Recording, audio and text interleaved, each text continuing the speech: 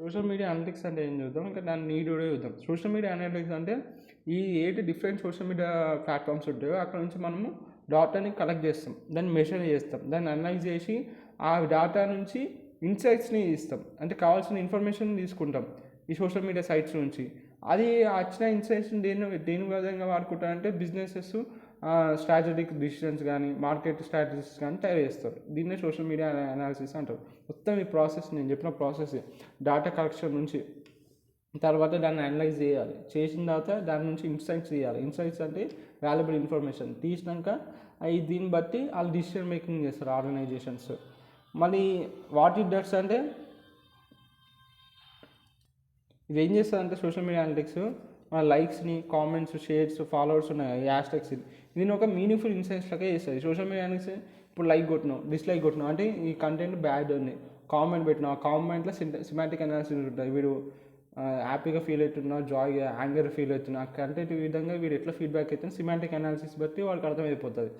Tools ఉంటాయి అన్నమాట. Shares ఎంతమందికి కంటెంట్ రీచ్ అవుతుంది, ఎంతమంది ఫాలోవర్స్ వస్తున్నారు ఈ కంటెంట్కి నచ్చి. సో ఇవన్నీ ఇన్ఫర్మేషన్ ఏం చేస్తాడు వాడు, దాన్ని ఒక ఇన్సైట్స్ లాగా మార్చుకుంటాడు. ఆ ఇన్సైట్స్ నుంచి ఆ కస్టమర్స్ అనేటోడు ఆ ప్రోడక్ట్ని ఎట్లా ఆలోచిస్తుండు ఆ ప్రోడక్ట్ గురించి అని అర్థమైపోతుంది. ఒకవేళ డిస్కస్ రాకుండా బ్యాడ్ కామెంట్స్ ఇట్లా ఆ ప్రోడక్ట్ ఆ కస్టమర్స్కి నచ్చట్లేదు అట్లా అర్థమైపోతుంది ఈ సోషల్ మీడియా అనలైసిస్ చేస్తే. ఇంకా వాళ్ళు ఏ పోస్టు పెట్టిన పోస్టులలో ఏ పోస్ట్ బెస్ట్ అవుతుందో అర్థమైపోతుంది. ఇంకా ఇప్పుడు మార్నింగ్ ఎక్కువ యాక్టివ్ ఉంటున్నారా, ఈవినింగ్ ఎక్కువ యాక్టివ్ ఉంటున్నారా, అంటే పోస్ట్ ఎక్కువ ఏ టైంలో ఎక్కువ రీచ్ అవుతుంది, ఏ పీపుల్ యాక్టివ్ ఉంటున్నారు, ఏ టైంలో ఎక్కువ పీపుల్ యాక్టివ్ ఉంటున్నారో అంతే తెలిసిపోతుంది సోషల్ మీడియా అనలిసిస్ చేయడం వల్ల.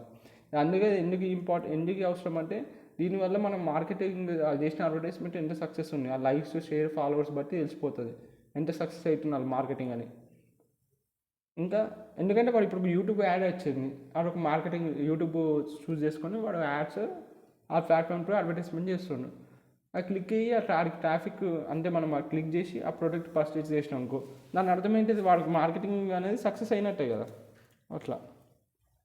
ఇంకా కస్టమర్ బిహేవియర్ వాడి ఇంట్రెస్ట్ లేదో అర్థం చేసుకోవచ్చు. ఇంకా బ్రాండ్ ఇమేజ్ పాజిటివ్ ఉన్నా నెగిటివ్ ఉన్నా ఫీడ్బ్యాక్ ఉన్నా తెలిసిపోతుంది ఈ సోషల్ మీడియా అనాలిసిస్ వల్ల.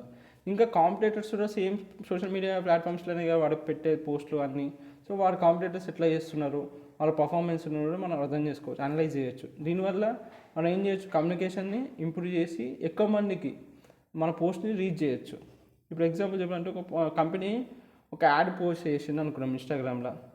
ఒకవేళ ఇప్పుడు సోషల్ మీడియా అనాలిటిక్స్ ఇప్పుడు ఏం చేస్తుందంటే ఆ పోస్ట్కి ఒక 10,000 లైక్లు వచ్చినాకో 500 కామెంట్స్ వచ్చినాకో దాని అర్థం ఏంటిది, 80% కామెంట్స్ అనేవి పాజిటివ్ ఉన్నాయి.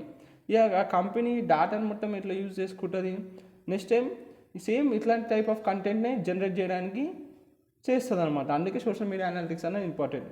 ఒక కంటెంట్ వాళ్ళకి నచ్చిందా నచ్చలేదా, ఒకవేళ నచ్చినాకో సేమ్ సిమిలర్ టైప్ ఆఫ్ కంటెంట్ని ఇంకా అప్డేట్ చేసి పోస్ట్ చేస్తారు, అప్పుడు ఇంకెక్కువ మందికి రీచ్ అవుతుంది. అట్లా బ్రాండ్స్ అనేవి అట్లా వాడతాయి సోషల్ మీడియా అనాలిటిక్స్ని. ఇట్లా వాడే టూల్స్ వచ్చేసరికి ఫస్ట్ గూగుల్ అనాలిటిక్స్ వాడతారు.